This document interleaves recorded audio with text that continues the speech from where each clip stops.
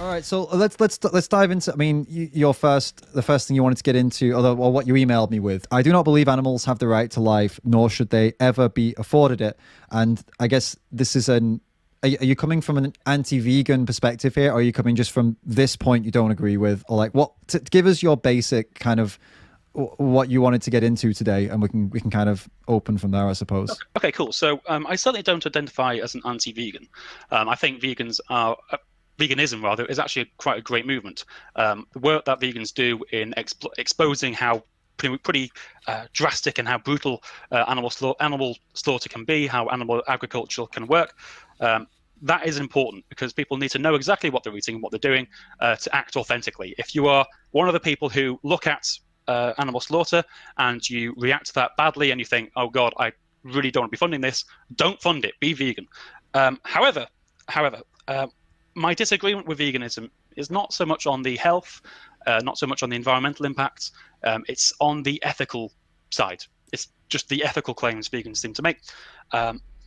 I know environmental and health are two big arguments vegans make, but I don't think either of those two arguments, as in veganism is better for your health, it's better for your environment, necessarily follows to principled veganism, where you take meat and dairy and etc. out your diet completely. I don't think it leads to that conclusion. It just leads to reducing your meat consumption and having a more balanced diet, maybe. Mm. So it's the ethical thing. I think you're going to need to rest on the animal's right to life. Do animals have the right to life? Well, do animals have rights at all? And so I approach this by thinking about why we afford other humans the right to life. Now, as you know, I'm an anarchist. I'm also an egoist. So people who call me selfish, I'm afraid I'm going to have to take that as a compliment. Okay. So in human societies, we appeal to mutual self-interest, effectively. So being conceptual beings, which is a strange phrase, being conceptual beings, we are able to conceive rights, and we are able to communicate those rights and respect and apply those rights to each other. And thus, if we mutually acknowledge each other's rights to life and each other's rights to personal property, I'm an anti-capitalist. I don't believe in the right to absentee property, etc., etc. Then we can establish social norms which can create a generally freer and prosperous society, all operating on voluntary cooperation and mutual self-interest. So that's why I think humans have the right to life. Do animals factor into this? Well, as animals are not conceptual beings, the answer is no, I'm afraid, because animals cannot conceive the right to life for themselves, and so therefore they cannot apply the right to life. That's my position. Okay. So then, and how does this? Okay, I've got two ways to really go around this. I would ask first of all, how does this logic apply to people who also don't have a concept of rights, like people who are incapable for whatever reason, like born that way? Like my youngest brother, I hate to make it personal, but he has. I mean, he doesn't have a concept of what this means in any way at all. He doesn't understand rights. He doesn't. So how would it apply to in that sense for somebody who just is in the same position as an animal, basically, in that they also don't understand it? Okay, so yeah, so there are people who exist who don't have that kind of mental faculty, and we see as a result that they don't really respect rights at all. Mm-hmm. Psychopaths go out murdering people, and we don't actually afford them the same rights as other people. We certainly don't afford them the right to autonomy. Same goes for children. We don't give children the same rights as adults. They are not free to go and make the same decisions as adults do. Mm-hmm. So we instead of talking about one or two humans, because I think it's probably best to apply rights across the board for humanity, because we know the vast majority of people can conceive rights.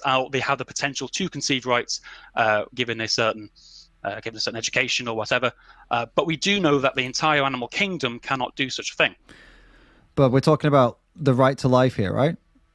Yeah. But then, so specifically the right to life, someone who has for whatever reason is not capable of acting within those realms, they still have the right to life, though. But we're taking that right away from animals because they can't perceive it. Why would a human get the right to life, but they wouldn't? So if a psychopath is attacking you, then they have forfeited their right to life. Sure, but animals aren't attacking us. That's what I'm trying to understand. If my youngest brother, for example, is not attacking anyone, but he also can't reciprocate rights because he doesn't understand them, he still has a right to life. Why would a cow not have that same right to life if they are also not attacking anyone? It's not that they are forfeiting the right to life based on that they are attacking them. They are clearly demonstrating that they don't respect or apply your right to life by endangering your life. So I'm not too sure. That's what I'm trying to understand. Is that so? I'm trying to. Okay, maybe I'm missing something. So the premise is that because animals can't reciprocate rights, they don't understand rights, they don't have that ability, therefore they don't have a right to life. That's what I've understood. Your point is. Yep. Okay, but then my youngest brother also can't understand that or reciprocate that, but he does have a right to life. So then, what is the difference? Well, I don't know your brother's specific condition. He's autism and learning difficulties. Basically, he just doesn't understand the society. He doesn't understand his position in that society. He doesn't. It's not like he's going to go out and hurt anyone, but also he doesn't really understand that people have rights, and it's very difficult to explain this to him. Let's not use my brother. Let's use someone else, some who was in a much worse position than my brother, who really, really just has no concept at all of right or wrong, and doesn't commit atrocities like cows don't commit atrocities, but still has no understanding of morals or right or wrong. Right? We would give that person the right to life, but in your world, we still wouldn't give it to the cow. I'm just trying to understand the difference between that human and that cow in that scenario. For one, I'd say I wouldn't rule out their ability to develop and understand those conceptual rights, because as an autistic person myself, I know that I've come quite a long way from when I was a child or when I was younger to develop a general social understanding. I guess, okay, sorry, just to interrupt. Sorry, I don't mean to be rude, but I mean, just forget the autism thing completely. Like, let's forget that, because my brother, he's also autistic. There are high-functioning autistic people such as yourself. We can forget autism completely. But, I mean, there are still conditions out there where people, they're not causing anyone any harm, but also they just have absolutely zero concept of right or wrong. My point is it just by the fact that they're human that they maintain the right to life, or is there another reason that they would have it and a cow wouldn't in this worldview? I think it would be, because they'll be born and raised with people who love them and care for them and look after them and such. Right. I know you're going to say animals do this too. Yeah. So again, when we talk about mutual rights, it's easier to apply it across. I'm not talking about rigid objective rights, by the way. I'm not actually a moral objectivist. I'm talking about the application of mutual rights. Sure. It's easier to just apply it across the board, across humanity, rather than investigating who cannot be afforded this right. I think it's easier, more applicable to say, well, okay, we're going to apply it to the human race, because humans generally have the ability to conceive and apply and respect rights. And if humans generally didn't have that, so if 51% of humans didn't have that and 49% did, so the majority doesn't have that, would that mean then that they weren't afforded those rights because they were a minority, if that makes sense? If the majority of humans didn't have that right, then there was a minority that did. Would that change things, I guess? Because you say if the majority of humans have the ability, then we can apply that to the rest. But what if that were turned on its head? Would that change things then? I suppose it would. It wouldn't be the case where if the majority of people were literally like animals, then would you say no one has the right to life then, or would you argue that we still have the right to life? It would be difficult to afford them the right to life if we do not apply it and respect it themselves. Right. So I mean it wouldn't be mutual, would it? No, but I mean, so you would be happy. Okay, so let's just go to a conclusion then, I suppose, like a reductio. So if that was flipped like that, then you would be happy to die on the hill and say that, well, no, in that world, then the majority wouldn't have the right to life, and then killing them for sandwiches, whether they were human or not, would be morally acceptable. You effectively talk about different species, aren't we? Because they're not. So yeah, I would. So that would be okay in this world, is what I'm trying to get to. Like in this hypothetical world. In this hypothetical world, I believe that would be okay. We don't afford the same rights to other primates, because species really are it's a social construct, effectively. Right. We could say, well, let's talk about great apes. Only a small percentage of great apes are really able to apply and respect rights, but these people would have those rights afforded to them because they can acknowledge them, apply them, and also appeal to them. Right. Okay. It's a I mean, I think we could keep going down there, but I think I'd actually rather just change lanes and talk about, like, okay, if I accept your position that, okay, animals don't deserve rights as such because they can't reciprocate them, and in a world where nobody could reciprocate rights, nobody would have them. If that's the way we're going to go, and that you're happy to die on that hill, then I would move over to talk about the obligations then, because somebody doesn't have to have rights to have for us to be obligated to be good to them. You know what I mean? Like rights are rights are a construct, whatever, social construct. And if you don't want to give them to other beings that can't perceive them, that's fine.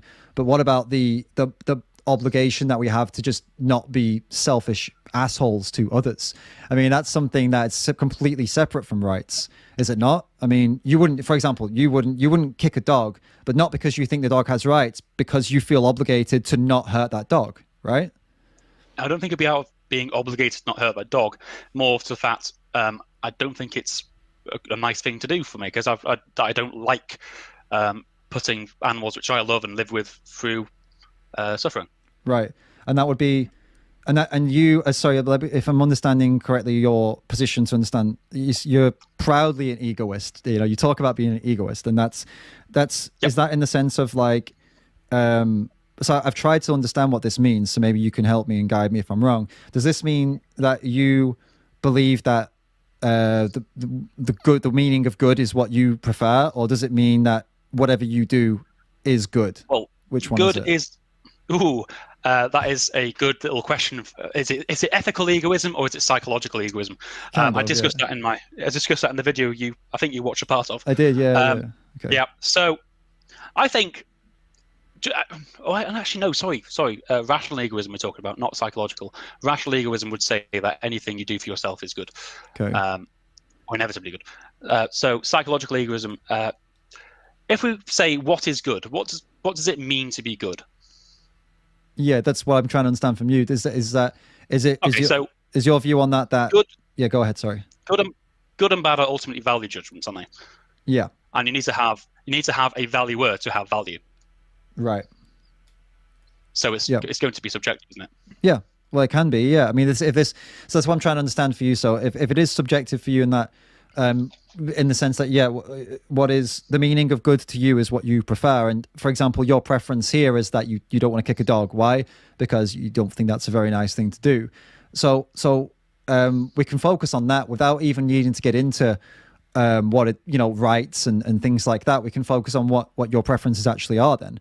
So when it comes to veganism and this moral argument, it's kind of, for you, it might largely be insignificant when you're an egoist in that sense. So when it comes to animals, like, what are your preferences then? Like, what do you want to do with animals, and what do you think is not good for animals? So I think animals should be used to better mankind. What does that mean? That's a good question. So, for example, I'm not bothered about pet ownership. I think pet ownership is good because it's good for people's mental health in some cases. It's quite nice to have a dog. It's quite nice to have a cat sometimes. But I think I understand that the animal agricultural industry as it is now is incredibly inefficient, and I do believe that we will come to a time when animal agriculture is abolished, just by the virtue of lab-grown meat. Also, I think if you get rid of the capitalist class, then we are more free to conceive other ideas of how we can organize agriculture. But I think because it does depend on animal rights, because if animals do have the right, or we do afford animals the rights to do these things, then we do have to take their interest into consideration when it comes to manipulating the world and using it for our benefit. For example, if animals had the right to life, then agriculture couldn't exist, because you need to violate the rights of animals' lives who are in the fields whilst you're crop harvesting, for example. You can't have you would get rid of windmills, specifically those what they call wind turbines, because they kill thousands upon thousands of birds a year. So if we care about animals' rights to life, then we would get rid of those things in an instant. Yeah, that's why I'm not really. I mean, I don't know why, but I've kind of personally, I'm not arguing against that point because I don't think you need to believe that animals have a right to life to agree with veganism. I don't think they're mutually exclusive. I think you can say I don't believe in assigning rights to animals for whatever reason. If that's the place you take, I don't think it's necessary to do that to be a vegan, which is why I wanted to ask you about your preferences and get into that.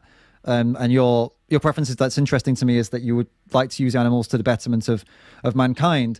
And I would like to dive deep, if it's all right with you. I would like to dive deep into a bit more about what that means, because look, on the surface, that can be, it's quite a statement to make about animals and especially the use part, where you use animals to the betterment of mankind. And I would ask, what is the difference, I suppose, between making a statement like that about animals, about using them against their will, because it is against their will. They may not have rights in your world, but they still have a will. Like, they want what they want, right? Obviously, and it's against their will what we're doing to them. How is it morally different, or whatever? How is it any different from deciding I want to use, I don't know, a member of the human species to the betterment of myself? For example, whether it be, I'm not going to choose a demographic, we don't need to go that far into it, but there are definitely a lot of humans out there, nasty humans, who would say the same exact sentence about another human or another group of humans. What would be the difference between you saying it about animals and them saying it about people? Our capacity to conceive and apply rights. So that's where it goes. That's where it starts and ends for you, basically. And then we're back to I should also. Yeah, go ahead. Sorry. I should also say we do use each other. We use each other all the time. Sometimes it's consensual, sometimes it isn't. Capitalism is a non-consensual, basically where the owners of capital use the proletariat for their own betterment. But the fact that we can conceive of alternative ideas and push for those and fight for them creates. It makes socialism, I suppose, a viable strategy. It's just. This doesn't happen in the animal kingdom. Animals don't consider their social structures. They don't reassess them. They don't critically analyze them. There's no way I can go to a pride of lions and say, hey, now you're going to be an anarcho-collectivist syndicate because this patriarchal structure you've got now isn't good enough for you. You can't do that. Right. Okay. So let me get it all together, what I've understood so far, and then you can say yes or no, or correct me if I'm wrong. Okay. So what I'm getting so far is, okay, so so animals be used to the betterment of mankind, right? So that's your take on that. And that means, by the way, like, when we break that down, what it means, that means that animals are experimented on for the betterment of mankind, because that would be in this, because it's what it's happening right now.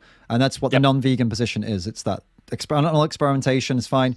Breeding, using their bodies, like in the dairy industry and the egg industry, is fine.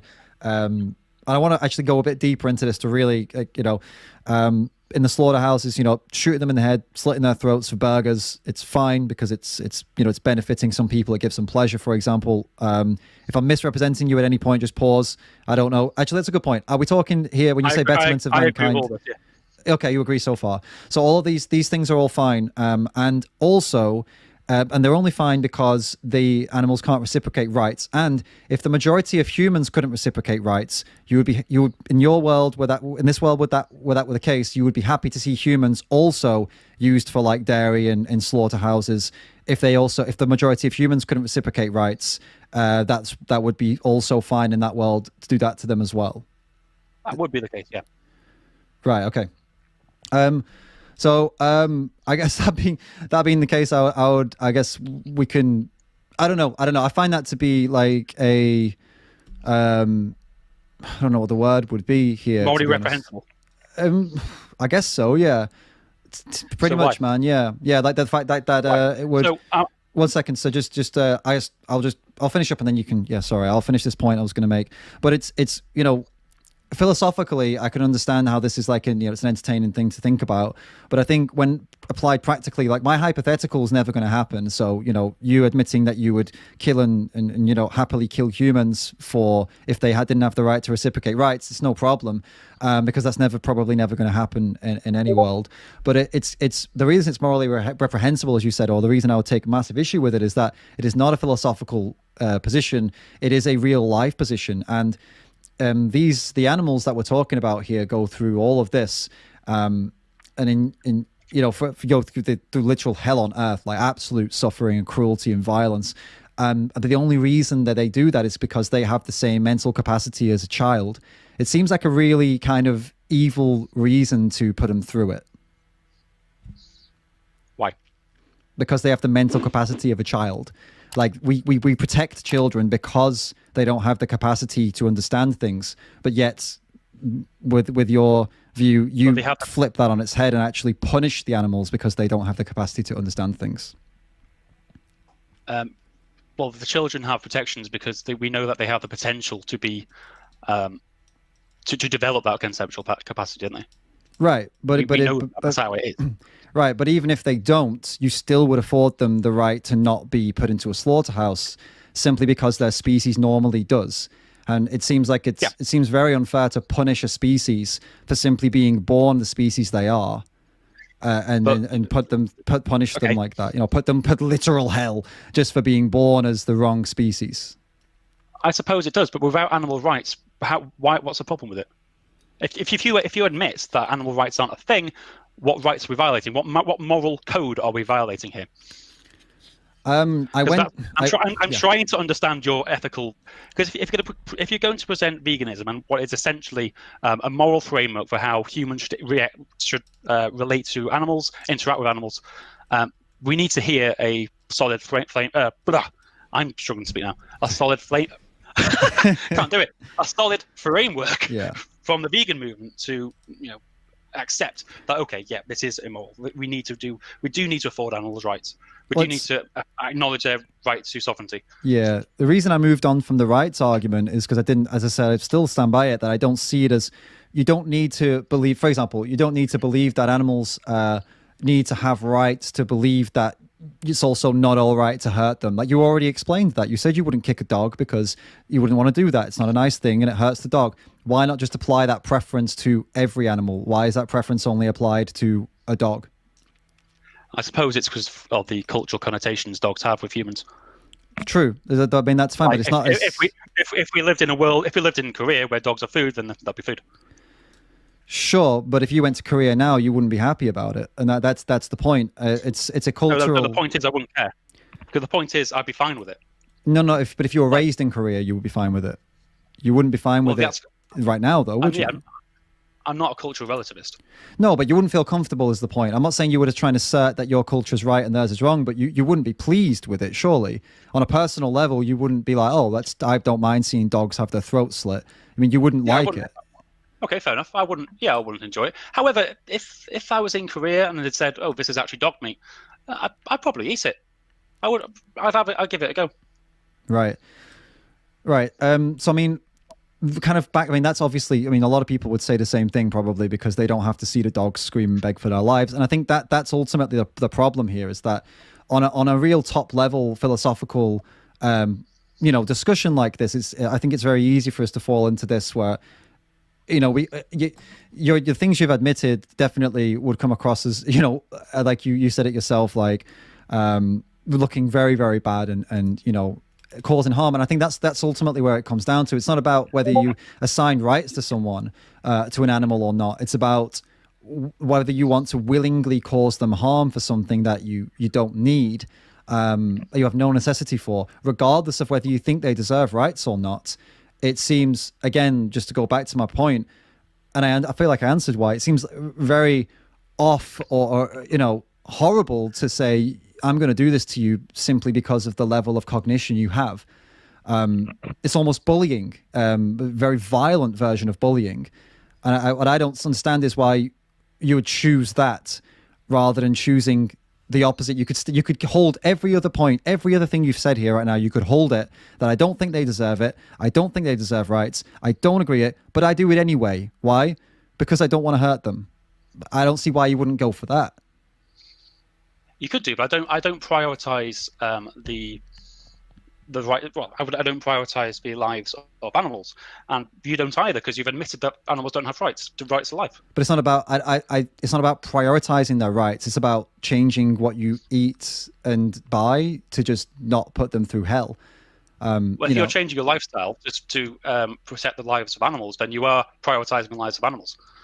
And I'm asking you why. But it's not a priority. It's like David, do you not understand that you haven't given any moral criteria that I'm breaking?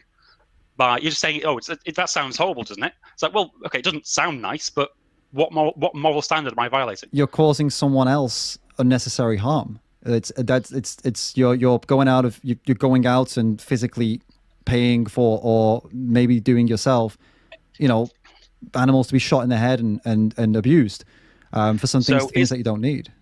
Is the criteria then negative utilitarianism? Not necessarily. I'm pulling back from this philosophical side now. I'm going more practical here. That's why maybe you're not getting what you want here. I feel, because this is not I'm not a philosophy channel. Maybe if you wanted to go down that road and really dive into that, you'd go better off talking to somebody like Ask Yourself, who is a big vegan debater. Like, you could get into his Discord and get into that. What I'm trying to focus on here is the practical, real world results of holding these kinds of views. So it's not about my philosophical reason that you should consider as another philosophical person. I'm talking about the absolute practical elements of what happens when we do make these decisions, and why would we choose to punish others for being born in the body they're in, simply, and with the mind they're in. It just seems that's the part I'm not able to get my head around. And it's kind of a circular argument, because then you say, well, because they can't reciprocate rights. And then I say, but why would you punish them for that? And then you say, because they can't reciprocate rights. Then I say, but why would you punish them for that? And we just go round and around. You know what I mean? I think that's where we're at right now.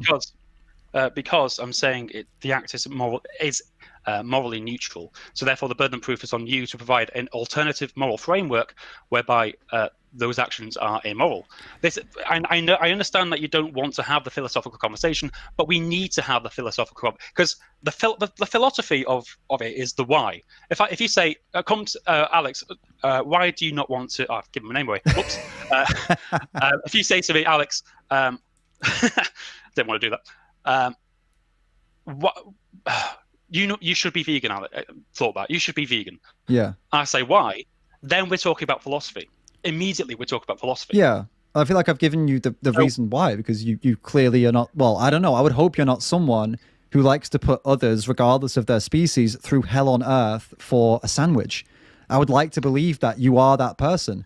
And why not put them through hell on earth? Why put anyone through hell on earth? Why should I have to convince you to not put someone through hell on earth? So if you talk about hell on earth, so you're talking about the suffering, not the life then? I'm talking about they are, look, we can crack down really into the lives of animals in the industry. So yeah, go ahead. What's your opinion on putting a cow to sleep and then eating the meat? Putting a cow to sleep, you mean euthanizing a cow that's old or sick or something? No, it could be a healthy bull. You put it to sleep and we eat it. What's wrong with it? If you've killed an animal for no necessary reason, that's what's wrong with it. It doesn't matter how they die. It matters that the animal does have the right to life. Sorry. So the animal must have a right to life. If the immoral act is taking the life, then the animal must have a right to life. They don't need to have a political right. No. For you to see that it's not okay to rob their life away from them doesn't mean they don't need to have a legal or a political right. I'm not talking about political rights. Okay. I'm not talking about legality. I don't care about legality. I'm an atheist. I'm talking about ethical rights. Right.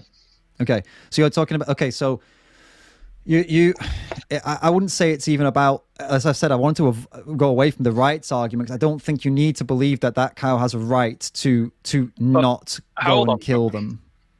Like, I think you just need to see them as like, okay, they're living, so I don't want to kill them for no reason. You don't need to believe they have the right to live to think that, though. You say you don't want to have the ethical discussion. No, the ethical discussion is fine. Just not like a philosophical, like, Ethics is a branch of philosophy. Yes, I know, but I'm talking about So real. the ethical discussion is philosophy. I'm sorry. The ethical discussion is philosophy, whether we like it or not. Yeah, but I'm trying to keep it applied to practical real life rather than diving into philosophical, concepts. So I'm not bringing audience up is hypotheticals. sorry. I'm not bringing up hypotheticals, but Yeah. well, the ethics is a concept. I don't understand why we're avoiding this argument, because to me, it's the most important one. And to you as well, it's the most important, because you acknowledge that the environmental and the health arguments don't lead to a principled vegan. No, not alone. No, definitely. They can be. So the ethical argument's important. Yeah, they can be. They are important. When I ask you, when I ask you what is your ethics based on, and you don't give me an answer, then I can't go anywhere with that. I mean, I'm not trying to explain my ethics to you. I'm trying to convince you to stop using animals for sandwiches, man. I mean, this is like what I'm going at here. But the way you do that is by convincing me over to your ethical positions. I mean, not necessarily. The reason I'm coming along with you on your animals don't deserve rights is because I'm not interested in convincing you that they do. I'm not interested in convincing you to change any of your opinion. I'm telling you that being vegan is completely compatible with egoism and what the positions you hold. It is. Like, you can agree with everything I said and still be vegan. Absolutely. I'm not an anti-vegan. That's why I said at the start I'm not an anti-vegan. Yeah, that's why I'm not trying to compete with my view, my ethical position with yours. I'm actually meeting you where you are, and I've not argued against egoism. I've not argued against animals not having rights, because I don't believe any of those is that's it. It's done. Like, you can't be vegan if you. I don't think that's the case.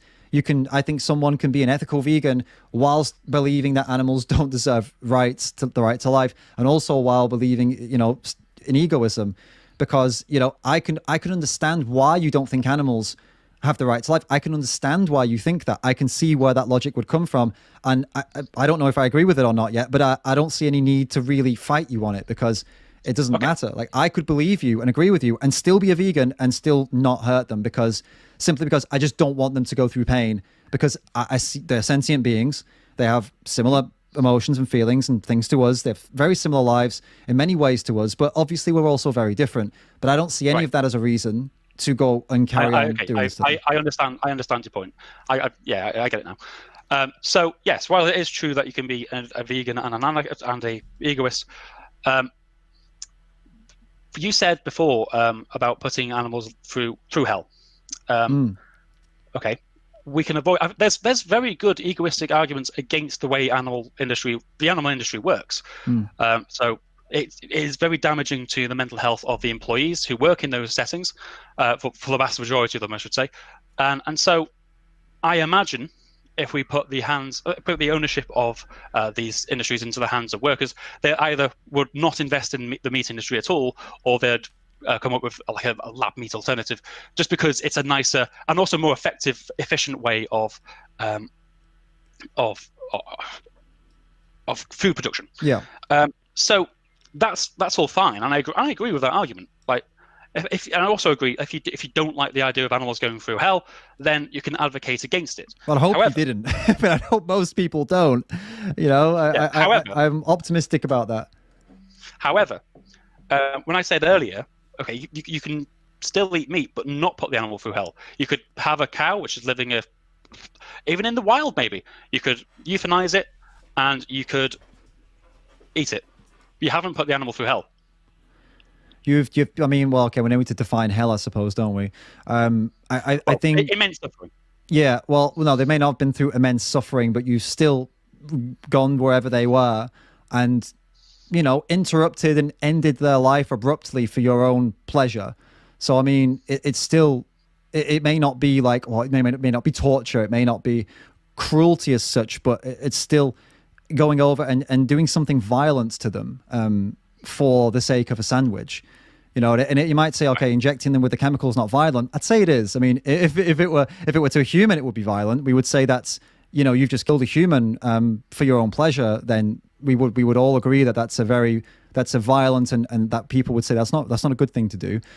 So then, I'd still have a problem with it. Absolutely. Especially, but when I ask why, You don't want to talk about the ethics. This is my problem, David. I mean, I've thought I've been through why. I mean, you're impeding on another person. You're impeding on another being's life for your own gain, and that I don't know. I don't see why we need to get into why that is wrong. I think anyone with common sense can see why that's wrong. I don't think we need to have an ethical discussion that dives into why that is wrong. I apologize if that's what you came here hoping to get into. That deep, but it's really not. Like, it's not my my expertise to get into such a complex thing like that, or even something that, as I said, I think the 99% of people would just say, yeah, I mean, obviously we don't want to hurt others. I don't want to get any further than that into that. I think if that's something you wanted to get into, I'd really recommend you go to that Discord I mentioned earlier, because that's a place where they would do that, and that's a place where people actually spend shitloads of time studying and thinking about those problems. This channel really isn't it. And okay. So just to be totally honest with you there, I'm basing a lot of, well, no, not a lot of, I'm basing all of my points here and all of my points on this channel on the basic concept that most people would say, yes, it is, there's obvious, and I would never question that it's wrong to go and, interfere in someone's life and kill an animal for a sandwich. Most people, even non-vegans, would say, yeah, actually, to a certain extent they'd agree with that point, but then they'd make a reason why they still want to do it afterwards. They say, yeah, but I like it, or but it makes me feel good, or but they're here for that reason, and usually just move on from that point pretty quickly. So yeah, I if you don't want to base it on, if you want to end it there because of that, that's totally your call. But I really would just base that part on common sense and not go any deeper into why it's not okay to kill someone for a sandwich, basically, or kill anyone. Yeah, I mean, obviously for you, it's yeah. Sadly, I would have to say that is a logical fallacy.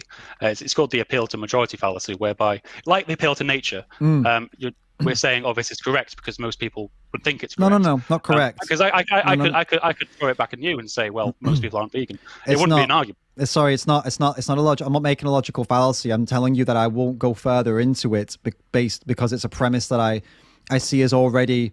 It's a premise that I don't think needs to be in this point further investigated. I just don't agree with you that needs to be investigated.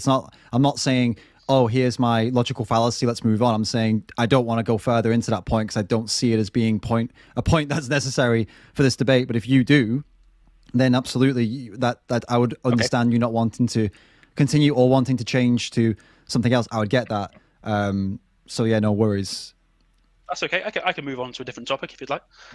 Sure. I mean, yeah, because I guess, that kind of comes to an end point there with that line of kind of where we were going. But ultimately, all the philosophical things aside, I still, I don't think, I'm still struggling to understand, for example, like, so earlier on we talked about we spoke, well, okay, let's stay where we are, but let's not like go, we can switch tracks again.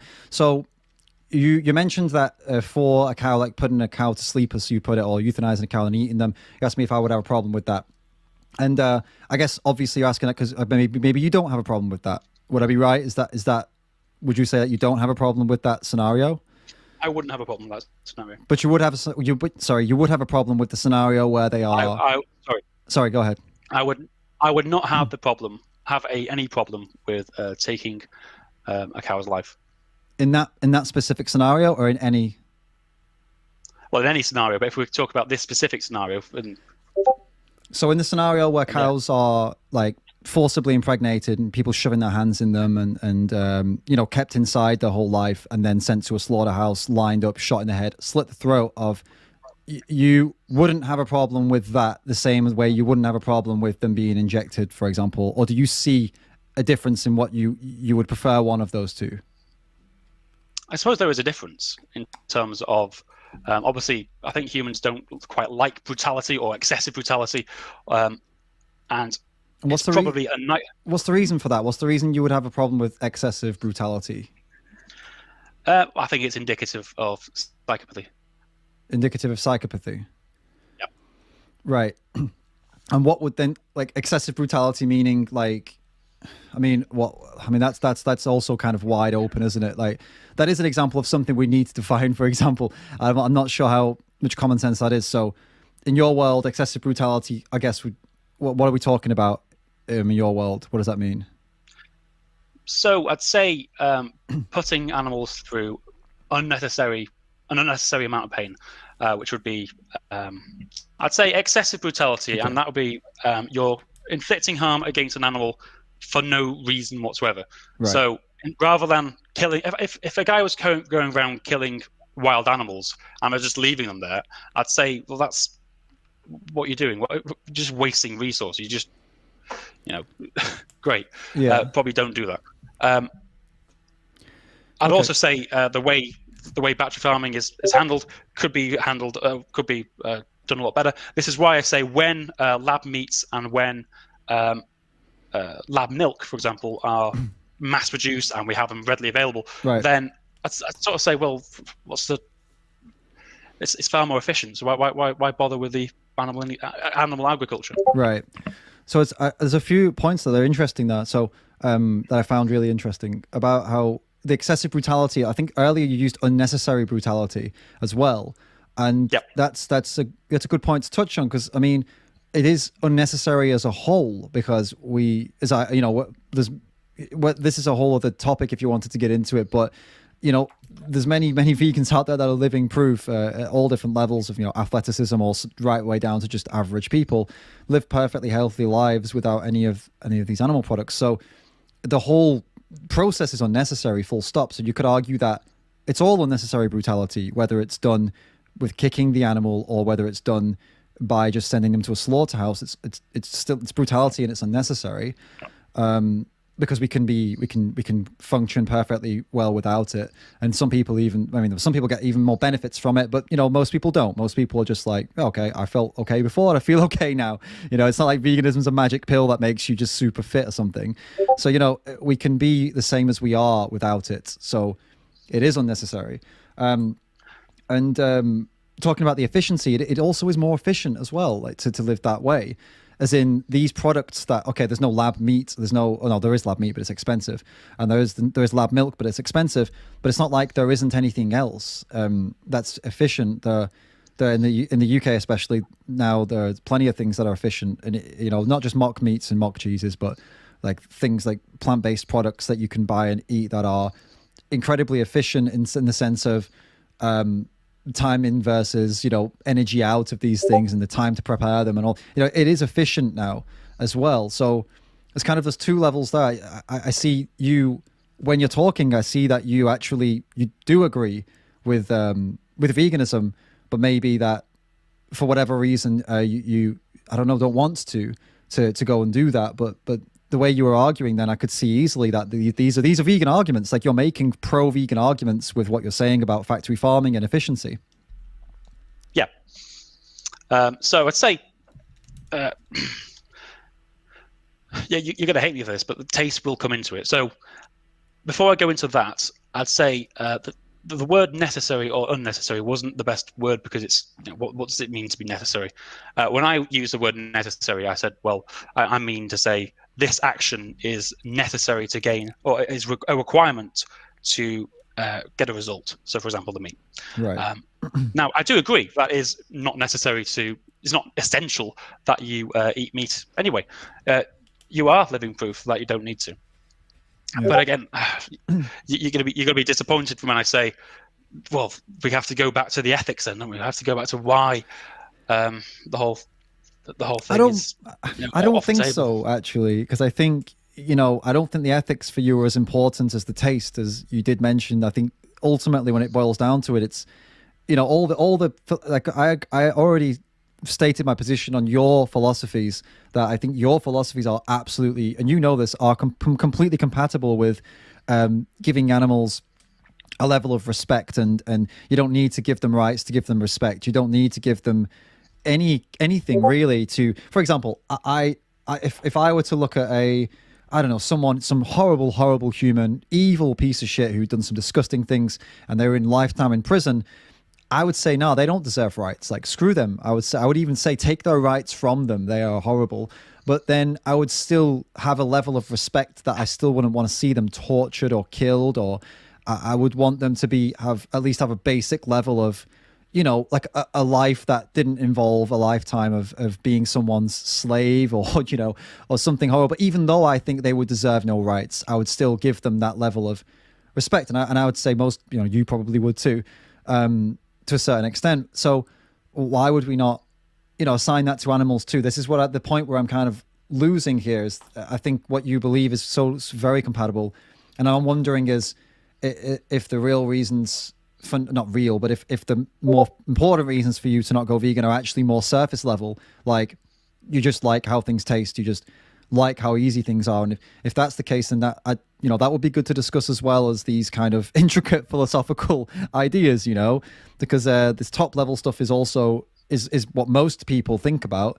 And having some knowledge of philosophy doesn't mean that we don't think about this too, right? Like it's easier for me, it tastes good for me, it's so convenience and taste do factor into it. There's also family meals, being in social settings with other people, also enjoying food. If there's no vegan options at a particular restaurant, then you're screwed. A lot of it would also be about convenience. I understand that as the vegan movement grows and increases, more of those options are going to be on the table because that's how supply and demand works. So I guess we can. I guess I'm struggling to avoid the ethical argument again because I put a no-go zone around ethics. What was the question you wanted? What was the question you wanted to ask? The only point I didn't want to go into was why it's wrong to, infringe on someone else's body for a sandwich, because that for me is just an obvious. I don't see why we need to dive into that specific point any further, but we can talk about ethics and other things. I don't know. I'm not putting like a stopper on the whole conversation. I'm just saying that specific topic is kind of like, that's going to lead down a path that's just going to get into a crazy, deep philosophical, like 7 levels deep shit. And this is not what I do here. It's just not where I am. It's not, I don't even know those areas well enough to get into it with you at any kind of intellectual level, to be honest. I would need to go away and go and do more research into meta ethics and meta things like that, like that. I wouldn't, you know what I mean? So there's no real, I don't see any utility in going down that specific road there, but we can still, if you've got other questions that relate to ethics, then, talk about, go ahead, just not that specific question. That's all I'm saying. That's going to go too deep for me. Okay. So I was watching the stream this morning. Yeah. And a point I sort of felt confused when you said it. It seemed like you were justifying castrating dogs. Yeah, for the point being that if you're not in a position where you're capable of looking after more animals, you should be responsible to ensure that you don't end up having to, basically put animals in a cruel environment where they aren't properly cared for. Are you in favor of castrating poor people? Castrating poor people.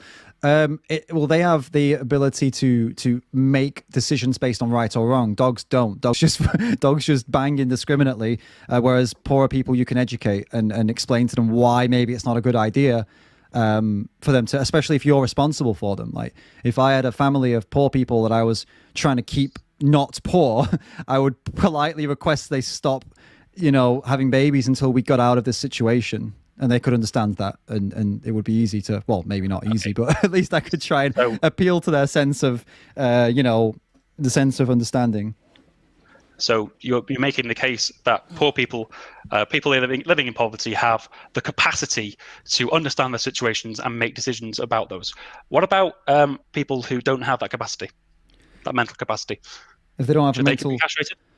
Not castrated, no, but. We could again. There are ways to prevent it. Why not?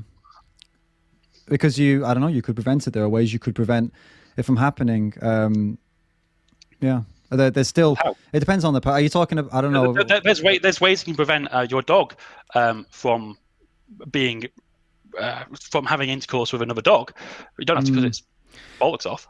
It depends, doesn't it? Though, if it's your dog, absolutely, yeah, you absolutely can, and I would definitely. That's where I would be considering. If I had, if I had dogs in my care and they were, there's a very specific situation where I would consider neutering a dog. It's not like every dog. I think every dog should be neutered. Only very specific. I wouldn't want to put my dog through surgical procedures if I didn't absolutely have to. A dog that was in my care. Speaking of, if we're talking about dogs out in the wilderness, in the streets and stuff like that, well, then it's different. You physically can't do anything about it, and then it's you could argue that it's for their own good, but then there's still the counter argument to that. I'm not married to any of these arguments.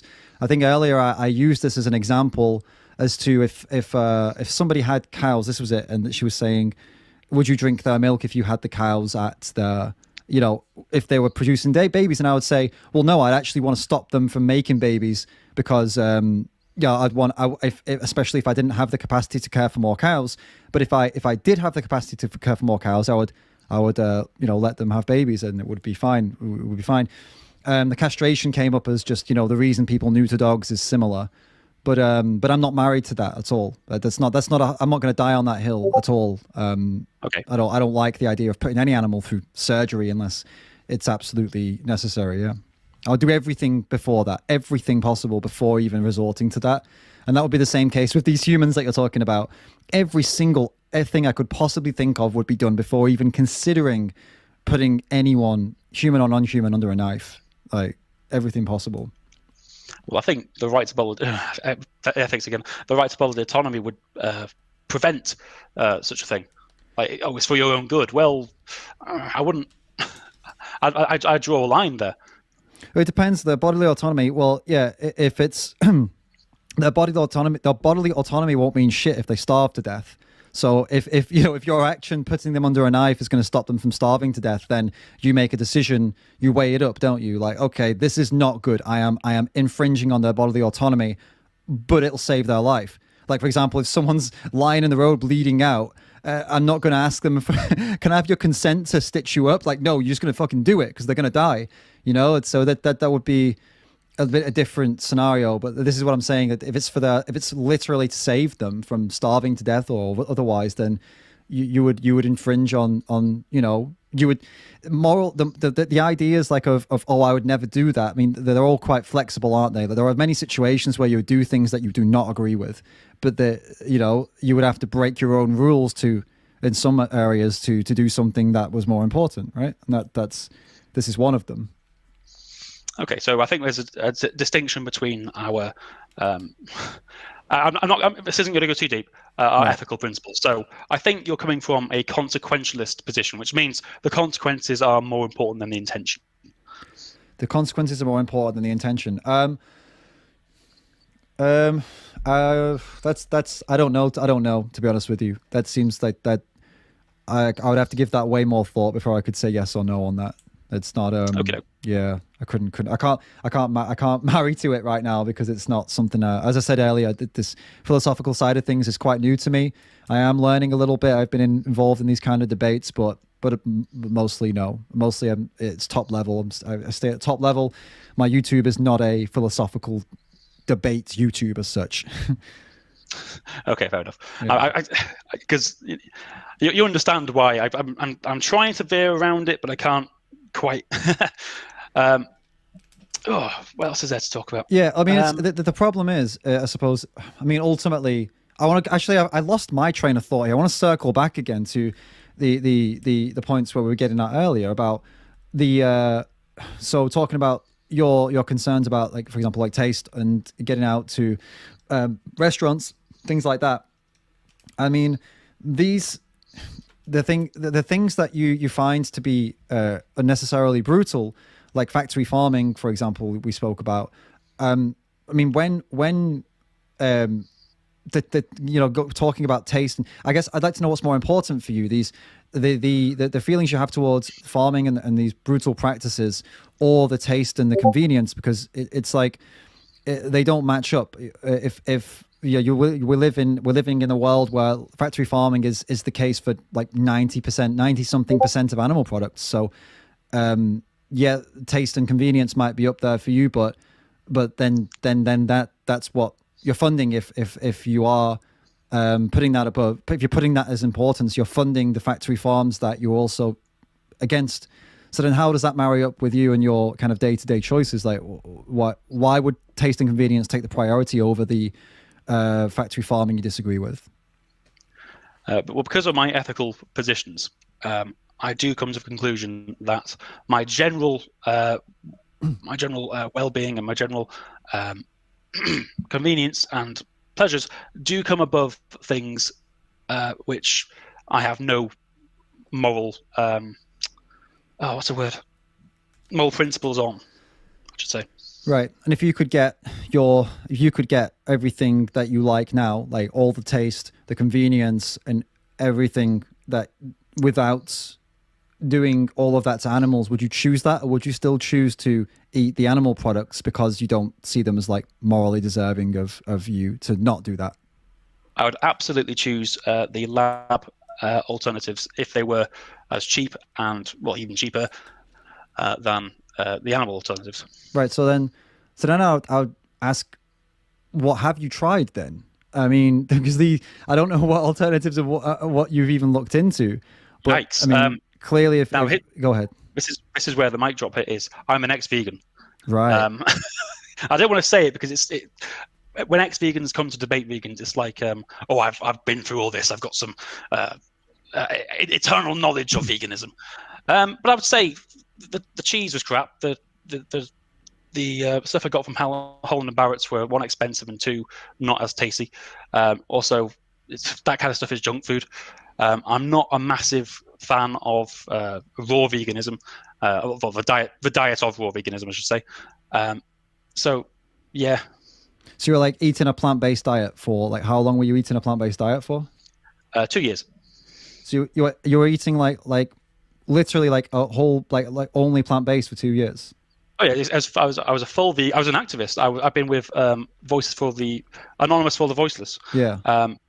In the streets of Sheffield back in the day, but my ethical stance has changed. So yeah. So what exactly happened then for you to be so passionate about helping animals to then being apathetic to them? Like what was the change? My stance on ethics. I went from utilitarianism to I started investigating more about philosophy and how animals factor into the idea of ethics. I've come to an egoist conclusion. But we could have done all of that and still not abused. You could have done all of that and still not started abusing animals again. I'm just kind of, what made you? Okay, what made you go from, okay, I now don't believe the things I used to believe, and then decide, and that's why I'm going to start doing this again to animals. That's the bit I'm not getting here. Like, what was the driver to make you say, well, I'm gonna go one step further and just start doing that again? Because that's where, for someone who's done AV and stuff, I'm finding that to be quite an interesting jump for seemingly not any real reason. Like, was there something happened that made you just go, okay, or you just were reading one day and decided, fuck it, I'll just start. I know what you've seen the videos, you know what's happening. I'm kind of lost about how you decided that was all cool again. I think the main drive, because I think I was an egoist and vegan at the same time, and I think the driver would definitely been just the social awkwardness of it. So you're being uncomfortable with people treating you weird because you're a vegan, stuff like that. And like the lack of vegan options at restaurants or in social settings. You go to a barbecue, there's no vegan food there. So what I started to do was, well, I've got no reason to be a principled vegan, so I'll be more flexible about it. But you did have a reason to be a principled vegan. Like, the animals didn't stop getting abused because you changed your ethical stance. That there's still those videos you saw are still happening. They're still screaming and kicking, and it's all still happening. So like, that didn't change. So that's why I'm kind of trying to understand how you came to that new conclusion, that, and also you will have definitely in AV, you will have argued against people who said, well, it's inconvenient and people treat me differently. You would have been the person telling them, hey, don't worry, we've got a community. It might be tough at first, but it's going to be all right. Like, people, you know, people are going to be weird with you, but like, who cares? Like, it's, you know, look at what they go through. You will have argued that point and said, think about them. When did you stop thinking about them? When I changed my ethical stances. So your ethical stance changed, and you just thought, well, their screams and everything on those screens that I was showing people, none of it, it doesn't matter anymore. That's what happened. Yeah, that's an appeal to emotion. So yeah. I mean, no, I'm not. It's not an appeal to emotion. I'm asking you. It is. It's not an appeal to emotion. I'm asking you, like, why did it stop mattering? I'm not asking you to be emotional. Like, them being in pain and suffering was something you were passionate about before, and then it wasn't. And I'm trying to understand what made you go from caring to not caring. I'm not. You know, I'm trying to understand what changed. I mean, I can't possibly believe that one day you just changed your ethical stance and that was it. I'm trying to understand how. You know what I mean? It was a gradual process of reintroducing stuff into the diet. I've said the ethical position changed. The ethical principle I took against animal slaughter, because I believed in animal rights. I believed in the idea that we needed to minimize suffering. I believed in those things. I believed that was our obligation as human beings. But then I didn't. But I'm going to guess you didn't tell people that on the street. I mean, like, obviously people don't, like, this is a conversation between two people that kind of, you know something about philosophy, but to the average person and to you know, you living day to day normally, this isn't a conversation you'd have.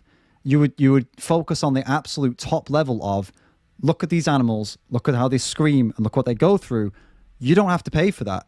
How simple is that? And you don't have to. All you got to do is don't pay for it, and then this is going to start to help this not happen anymore. I don't think there needs to be a bigger discussion as we're having. We are, obviously. I didn't. No, I did. That wasn't my approach. My approach would have been, you are obligated to not fund this, and not, you don't have to do this. It's, you shouldn't do this at all. Right. That was the point. Right. But even if that wasn't the approach, I mean, the approach I'm literally telling you right now is what I've just said there. I mean, why can it not be so simple that you clearly don't want to see, you wouldn't like to see it, and you know, you don't watch Dominion now, you don't watch those documentaries and say, well, now my ethics have changed, all of this is like not bothering me. I'm sure it's still like, is not pleasant to see this. I'm sure you still feel something, empathy.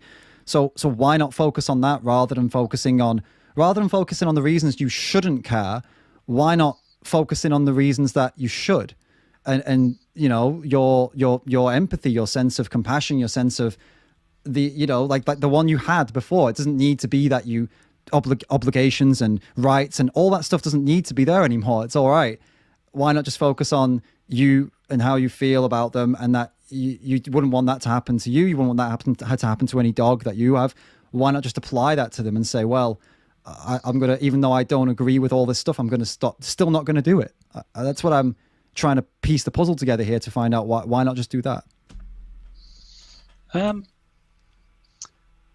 because that is the appeal to emotion. That's what the appeal to emotion is. If I say, right, I'm going to base my decisions on my emotional reactions to the actual videos, then, but not actually think about the reason why I'm going to take a principled stance against it. I'm not. Yeah, but this isn't. I mean, I'm not. This isn't a debate right now. This isn't me. This isn't me trying to get you into any kind of corner. This is just me literally asking you, person to person.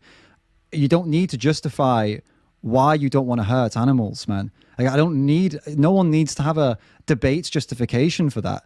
It's simple. People understand why you don't want to hurt animals. They don't need it explained. You just say, well, look, I mean, I don't want to put them through that. I mean, we don't need to go any deeper than that. I just don't want to put them through that. I don't feel good about them going through that. And neither do you. Clearly, no one watches those videos and says, whoa, fun. Only the idiots do that. And they're just being stupid. They're just, you know, defense mechanism. We both know that. But people normally are very upset about it. And it's not an appeal to emotion to say, this upset me, so I changed things and now I'm not going to do that anymore. It's just compassion and empathy. It doesn't need to be explained out. It doesn't need to be logically defined.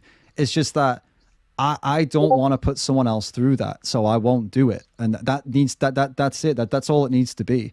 So I understand where you're coming from totally, but I really don't see it as incompatible with your sense of empathy, which you clearly still have. And you know, you said you don't want to be associated with psychopathy.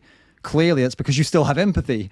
And now I'm wondering, why not just remember that empathy and you know, bring a bit of that back into your life and, you know, retouch that, because that's what makes us human, man. You know, not philosophical debates and logic. The empathy is what makes us humans, not robots, in my opinion. Well, the empathy is what makes us animalian. Yeah, and there's nothing so wrong with that, is there? I mean, you know, I know some people who act and speak like robots, and that's cool, and then, you know, good for them. But I wouldn't like everyone to be like that, and I certainly hope I never get like that. And I'm sure you wouldn't want people to see you as that, really, either. Or you would you want to be that? You know, I wouldn't. So yeah, I don't know, dude. I guess I hope that to round off, because we're closing in on time. I would hope that that's what you do. I really hope that you just rediscover that a little bit and reel back a little bit away from the solid logic for 2 seconds to just think about that, and maybe you get back in touch and you know, reconsider. I would hope. Okay, doke. It seems to me that that is where the fundamental disagreement lies, in terms of maybe I do take ethics far too seriously. Maybe I should be less focused on the rational and more focused on the emotional, perhaps. A little bit, at least. I mean, I'm not saying you should just abandon logic. I think logic's brilliant, and I think it's you know, these are good discussions. But you know, when others' lives are in the mix, I think it definitely doesn't hurt to have a little bit or a lot of compassion and empathy for them. That's what I'm saying. Yeah. Yep. But I do still hold. And this will be my final comment, and Okay. it sounds like I'm repeating myself. I do still hold that veganism is necessarily an ethical proposal for how humans should relate, engage, and interact with animals. And this is going to be a case. This is going to be a problem. Not a problem as in a bad thing. It's going to be a thing for people to think about and solve in a plant-based world. And so these frameworks need critical analysis, and they need to be thought about and presented Sure. on the vegan platform. Well, then I would ask you to do that then. Why don't you go vegan because you're empathetic and compassionate, and then search for the solid logic behind it for someone who has your logical position, and why don't you be the one who does that then, rather than being the one who goes on the opposite side when clearly you give a shit about animals, like clearly you still care about them, but you have adopted a new way of looking at things. You would be extremely powerful on the other side of this, using your empathy to drive the logic to make it make sense. As people like the ones I referred you to, like Ask Yourself, his entire debating Discord, this is kind of what they do. Like they make it logical. They make it make a lot of sense. You know, not only on the, you know, having empathy and compassion, but they really go deep into this and on a really analytical space. I would hope you would take up the mantle of joining them with that, rather than an argument against them. But either way, I really hope you actually go and speak with them. I think you would find it really, that's probably what you're more looking for the debate side of things. But on the personal side of things, as someone who seems to me to be like, I don't know, dude, I don't know you very well, but from our discussions, you know, here and previously, you seem like a nice guy.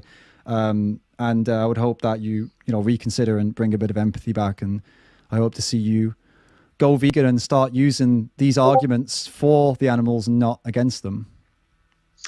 Yeah, I think if it was just me going vegan on my own, that could be fine. But if my problem would be with the existence of the animal industry and the way it's done, then I would need to go out and tell people that they are obliged to go against that. And so therefore I'd need to then refer to an ethical reason why they should do it, well, rather than appealing to emotion. Yeah, well, there you go, dude. Go and do it. Otherwise I'd be contradicting myself, wouldn't I? Well, yeah, so do it then. Go vegan, go and join the Ask Yourself Discord and have this shit out with them, and you will find your place. You'll find that logic you're looking for right away.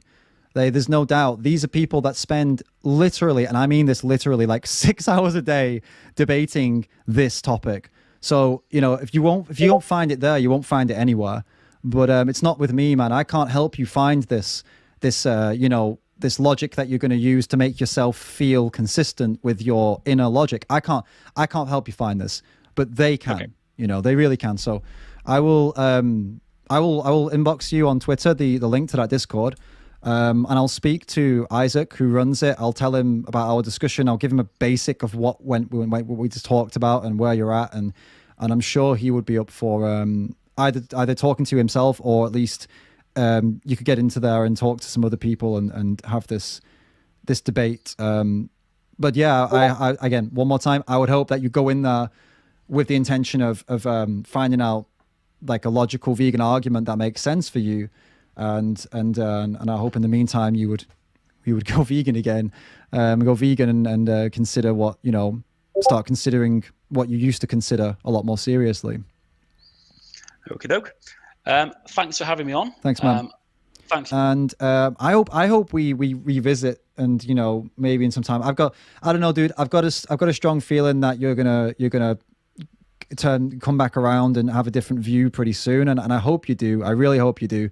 And when you do, I'm going to be optimistic. When you do, I would hope you come back here again and you're on the same side, and we can actually get into this and give people some ammunition to help people go vegan rather than argue in the opposite side. I really hope that's the next chat we have, but we'll see. So thanks again, man. And ThoughtBat, if anyone wants to check out his content, is on YouTube. It's mainly political content, nothing to do with veganism, right? You don't have any vegan videos or anything, do you? No, but I don't plan to. Okay. I'm not an anti-vegan, as I say. Cool. So cool. there you go. All right, man. Thanks a lot. And I'll catch you later.